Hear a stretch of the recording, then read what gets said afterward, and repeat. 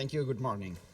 It's really an honor to be here, so I'd like to start this discussion today by thanking GASIS and the IC2S2 organizers for having me here this morning. Let me also try and figure out what's happening on my screen. Yes. Let me also thank Springer, of which I have the honor of being in the editorial board of the EPJ Data Science journal, for actually supporting the participation to this conference and sponsoring this lecture here. And we are on.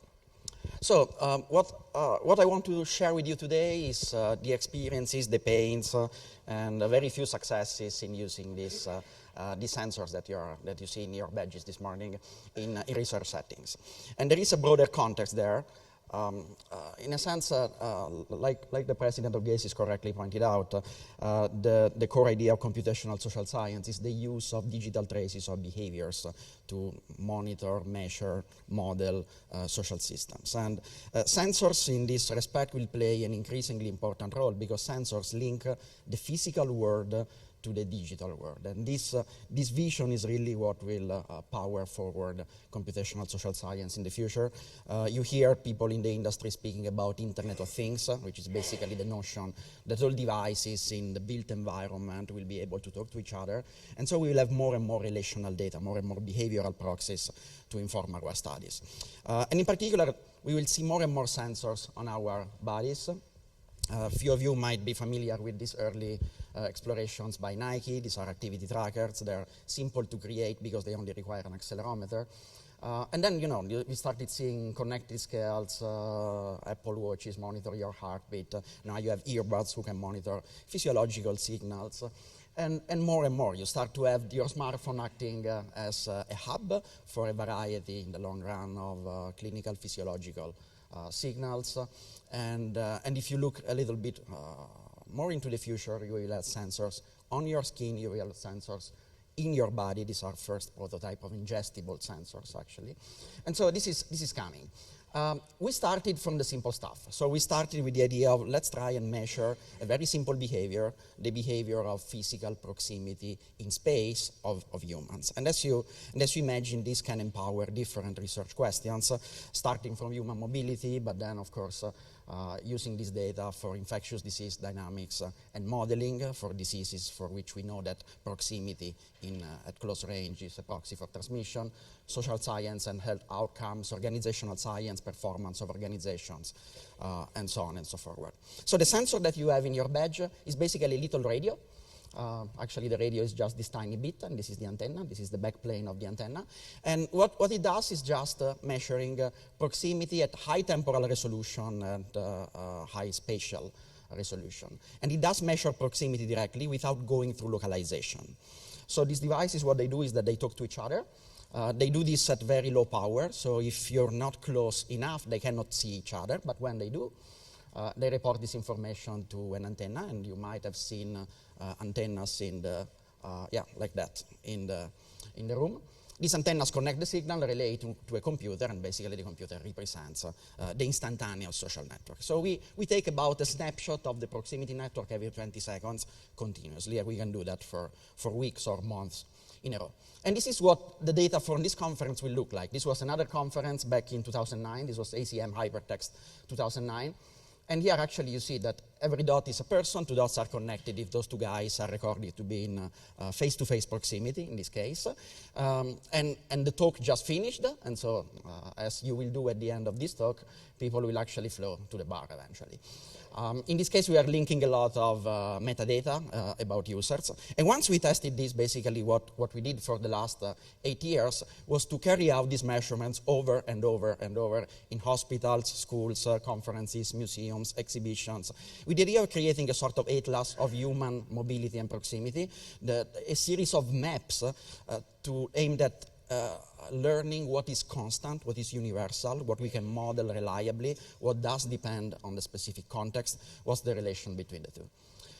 And of course, as you imagine, there is a huge number of people involved in this. I don't have time to thank them all. Let me just thank my friend and collaborator, Alain Barra, for sharing the pain of creating this over the last almost 10 years. And also let me thank Mathieu Genois, who's actually here at GASIS and who is responsible for this specific deployment here. We believe that this data should be open, so we actually invested a lot of energy into obtaining consent of people and organizations to share this data to the public. Right now we have about 25 data sets that are out there. You can go to this website and download them, and actually it's very nice to see that there are about 400 papers right now that have used this data. So it's beautiful to see how when you share data, an entire community then is empowered in asking very different questions on top of that. So I want to basically divide the rest of my time into two parts. In the first part, I will share just a little tour about the empirical data. I will show you how empirical data look like, what are the peculiarities. And in the second part, I will show you a few things that are coming up next, a few new challenges. This is, for example, a hospital. You have seen how a conference looks like. This is a hospital. This is the largest children's hospital in Italy. It's the Bambino Gesù Hospital in Roma. This is one ward where they treat respiratory infection, 1 week of data. And what you have here is that whenever you see a link, it means that those two guys were in face-to-face proximity for at least 5 minutes over 1 week. The thickness of the edges usually encodes for the strength of a tie. The color of an edge here encodes for the temporal properties of the tie, which you can measure with this system. So the cyan, the bluish ties, they're fluctuating in time, whereas the orange ones are very stable over time. So what you see here is basically the organizational structure of the hospital. You see the children. This is a children's hospital. These are patients. You see that there is this stable one-way connection of children with the corresponding parent. The hospital only allows one parent per children at night, especially. And then you see that the rest of the organizational structure of the staff of the hospital connects to this in a fluctuating pattern. You see doctors, they don't interact much with one another at the hospital, but they relay information to nurses. Nurses interact a lot with one another. They typically coordinate the work of auxiliaries. And so this is just a snapshot, but you have to imagine that this is resolved over time for weeks or months. And so this is a time-varying, high-resolution graph. Let me show you another case which is important, especially if you're focusing on infectious diseases. Schools, primary schools in particular, are key for the community spread of influenza, which is airborne, so for which close-range proximity matters. And this is a school in Lyon, for example. Here, let me stop it. Here, every circle is a class of the school. The dot at the center is the teacher. You see that in some classes at this time you have some social activity going on. In other classes maybe there is a lecture going on, so you only have few pairwise interactions of students. You see this is mid-lecture. And then also in this case, when lunch arrives, things change. So basically, these people move to the cafeteria, and you see that the connectivity pattern of this network changes. So there are, as you see, like a rich mesoscale network structure. It's not just about communities, it's really about also correlated activity topology patterns. And then you can project away time, and if you do that, of course, you can build an aggregated network. Here we show the gender of the pupils. And what you see here in a cursory fashion is that you see when children are young, this is the first grade, they mix, it seems irrespectively of gender, but as they age, you see what happens. Basically, you start having this gender segregation. This is before puberty, after all. And so you can study this. You can study this, and you can define, for example, a same-gender individual preference index, just the fraction of your ego network that has got your same gender. And if you do that and you test against the proper null models, you see that there is homophily at the level of the class. It does evolve with age, but these data allow you to ask finer questions. You can ask, does homophily depend on gender? How does it depend on tie strength? And you can do this. I will only show you one plot to give you a sense of the fine-grained nature of this data. What you see here is the Pearson correlation coefficient between the age of a children, so the grade of the class they are in, and the same gender preference index as a function of a threshold on tie strength, where the strength of the tie is how much those two people spend in face-to-face proximity during the entire experiment. So you have to imagine that if I look at the point here at 10 minutes, I'm seeing only ties that cumulatively correspond to more than 10 minutes of face-to-face time. So I'm focusing only on the strong ties. And then you see basically that if you focus on strong ties, this correlation coefficient is positive, so you have a growing preference for the same gender with growing age. So as these students age, they tend to engage more and more people of the same gender, which corresponds to what we saw in the plot. But you see that there is something interesting if you include all of the ties. If you go all the way to the left here, you're including a huge amount of weak ties, so very short encounters. And you see that there is a subtle difference between, but statistically very significant, between males and females, in that you see that the correlation between same gender preference index and age becomes negative for girls. And what this means is basically that as girls age, they focus their strong ties on few other girls, but they develop a wide range of weak ties to the boys. The boys, being boys, they just go like boys, basically. So it's all positive all the way to the end. Again, before puberty, right? So this is just to give you a sense of the kind of fine-grained questions that you can ask this data. You can also study the relation between network features and some health outcomes. So this is a study we did in collaboration with people at the Berkeley School of Public Health. And what we did in this case was to engage students in a high school at lunchtime and simultaneously ask them to fill in questionnaires. This was the Childhood Depression Index and the Self-Esteem Scale questionnaire, together with measuring the face-to-face proximity network at lunch.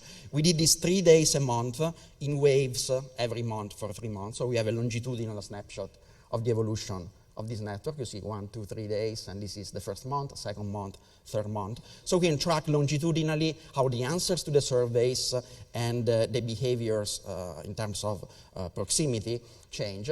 And what we found was basically that, again, there is a nuanced pictures. For girls, depressive symptoms are actually strongly correlated, significantly correlated with being isolated in the network. A few centrality metrics are actually negatively correlated with depressive symptoms. But for boys, you don't see this. For girls, self-esteem tends to push towards greater network integration regardless of depression. And in general, this was one of our curiosities. It does not seem that social influence, at least in this specific study and in this specific setting, influences health outcomes. So just by spending time being associated with depressed people, there was no evidence of our subject becoming so as well. Okay, so this is just to give you a sense of the fine-grained nature of the data and the fact that this enable new answers to old questions, but they also enable new questions. Now I would like to focus a bit on network structures. As you have seen, there is a rich structure in these networks. It involves both the topology and the temporal structure. Structures, not just communities. Actually, communities turn out to be one of the least important structures in this type of networks. And what you can do is basically use methods from machine learning and data mining to explore what are the representation and what are the signals and the latent factors present in this high-dimensional network data. So one technique, just to make an example, that we used is a technique that represents the network first as a tensor, so you can pack up all of the instantaneous adjacency matrices of your network in a 3D matrix, which computer scientists call tensor, physicists cringe because a tensor should be associated with more than just a three-dimensional matrix, but stay with me on that. And then what you can do is you can use a technique known as a dimensionality reduction technique, basically, known as non-negative tensor factorization, which basically allows you to decompose the original 3D adjacency matrix as a sum of subnetworks, as an additive sum of non-negative terms, each of which is a subnetwork obtained by solving this minimization, this optimization problem. So it's just a way to reduce the dimensionality of the network. You might imagine as a sort of non-negative PCA, in a sense. And if you do that, for example, let's take the school data. These are the components obtained by this algorithm. And what you find basically is that each subnetwork encodes simultaneously for a group of nodes and its activity over time. So we're teasing out of the network structure simultaneously both the community structure, but also other structures that are not community, as well as their modulation over time. So for example, you see that S4 is a class. You see here nodes are ordered by class, even though the algorithm didn't have access to the class information. So you see that they discovered that this is a cohesive cluster, a community in the proper sense. This would be preserved also if you projected away time. And you see that this structure is active morning and afternoon, but not at lunchtime. But you see that it also finds structures, mesostructures, that are not communities. Here you see you have a structure that mixes different type of classes, but you see this is temporally localized. This corresponds to just the lunch break of the second day. And so what you see here is basically lunch breaks, you see playground breaks. So basically this is just to show you that methods that have been there for a long time in data mining and machine learning, on top of everything we already know about community detection, structure detection, stochastic block modeling of time varying graphs, can actually provide a new window into understanding this data. You can use this also to tackle a tough problem. This data, people who work with them routinely know this better than I do, they're very dirty. You can have a lot of artifacts. In this case, for example, we're working in a large Hong Kong school. We instrumented about 1,000 kids. And the wearing protocol asked the children to leave the sensors on their desk when they were leaving class and to pick them up the following morning. And the result of this, you see, days are just these spikes of activity here. But you see that a lot of the weight of the network is concentrating over the night or during the weekend, where there is, of course, no activity, because the sensors were abandoned together and they were keeping recording interactions, right? So naively, initially, we thought, okay, let's use the school schedule to clean up the data. But as it turns out, actually, there were unpredictable, strongly significant, and unknown schedule variations in the start and stop of classes. So the schedule was just a reference, in a sense. And doing this manually was impossible because of the scale. So in this case, what we used was basically a machine learning system inspired by the algorithm I just showed earlier, which decomposed the network, tagged each component as spurious or genuine, and removed them iteratively until the data set was completely clean. So we will see, I think, more and more machine learning, more and more AI in actually cleaning up this data, especially as they scale up, because we won't be able to do this by using simple methods. And then one big question, once you have identified structure, is which structures in the network are important for what? And typically the for what is a dynamic process. Imagine an opinion dynamics model, imagine a consensus formation model, imagine an infectious disease model. So imagine that you have an epidemic process on top of a network, and legitimate and important questions, especially if you want to design interventions to mitigate it, is which structure are actually impacting most the spread? How can I target them in order to mitigate it? And this is something that we explored quite a bit recently. Of course, you cannot imagine that your interventions should be designed on the basis of the high-resolution social network data, because those data won't be available in the general case, right?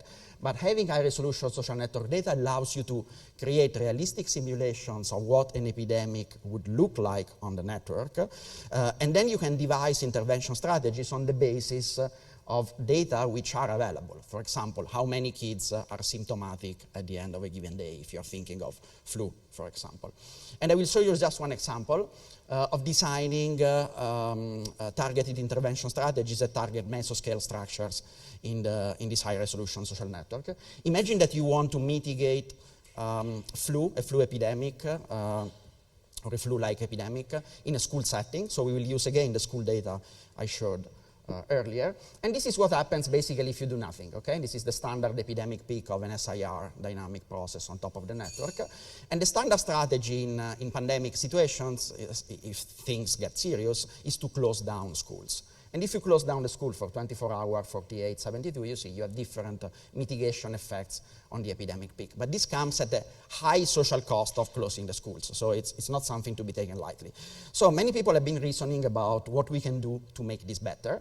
And one thing you can do is devise targeted and reactive mitigation strategies where you observe individual classes and you only trigger closures of selected classes whenever you see in a given class more than a given threshold of symptomatic students. So you arrive at the end of the day in a school day and you see that in this and that class you have more than 2 kids with symptoms of flu, and you close those classes the following day, or the following day and a few days in a row.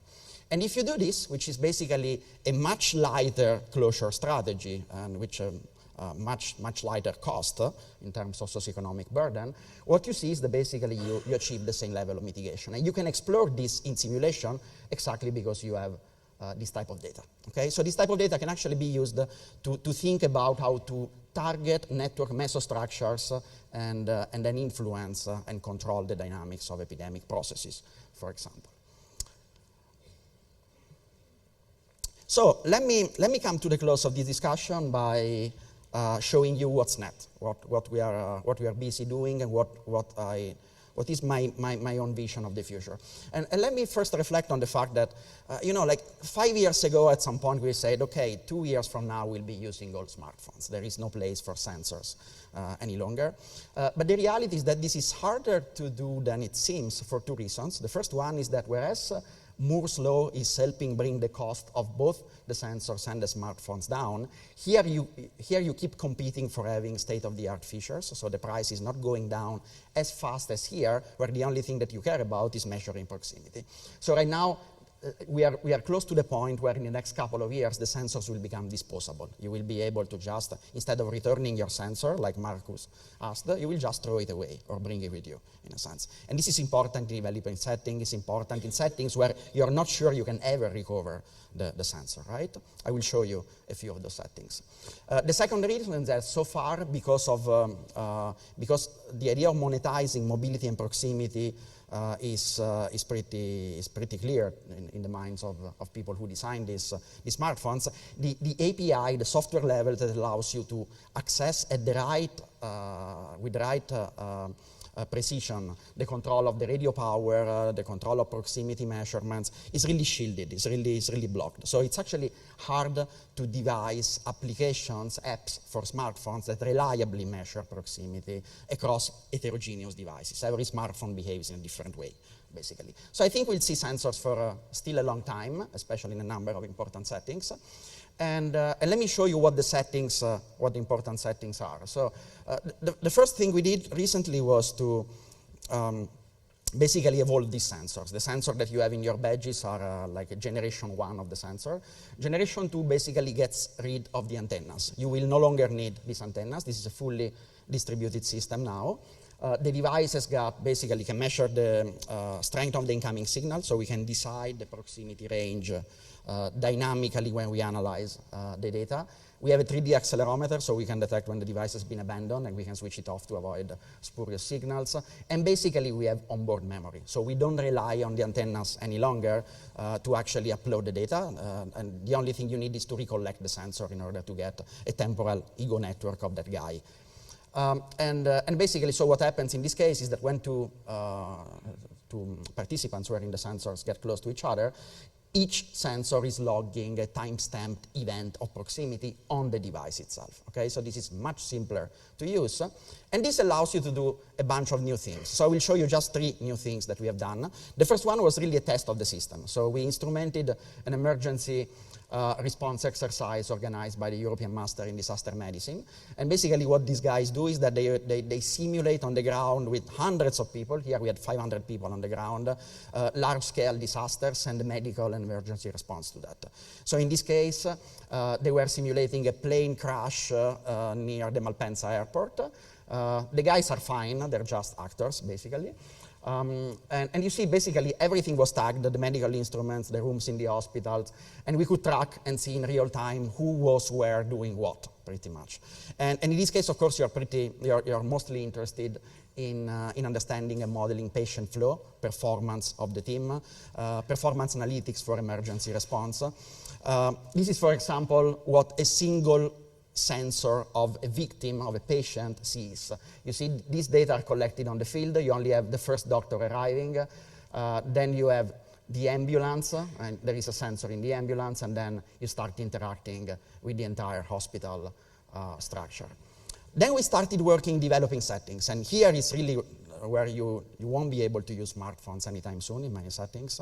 So in this case, what we did was to, this is a study done in collaboration with Cambridge Wellcome Trust with a group of James Knox, and it's about understanding social network structure in rural and urban settings in Kenya and relating that to the spread of specific diseases, in particular the RSV virus, the respiratory syncytial virus. It's interesting that Moses Kitty, who is actually the student managing this experiment, had to do ethnographic research to understand exactly what was the right aesthetic so that people would wear a device in this setting, and he actually gained a lot of knowledge in doing so. So we ran a simple pilot. We were able to relate the social network structure in households in a rural setting to a series of attributes of interest. And right now the experiment is running. It involves about 1,000 people, 2 schools, one in rural settings and one in urban settings, and then through index students, the corresponding households. So we will be able to see both the school structure and the household structure connected by that in very different settings. And finally, we are moving to animal social networks. This is again a domain where using a smartphone will not be easy, I guess, in the short term.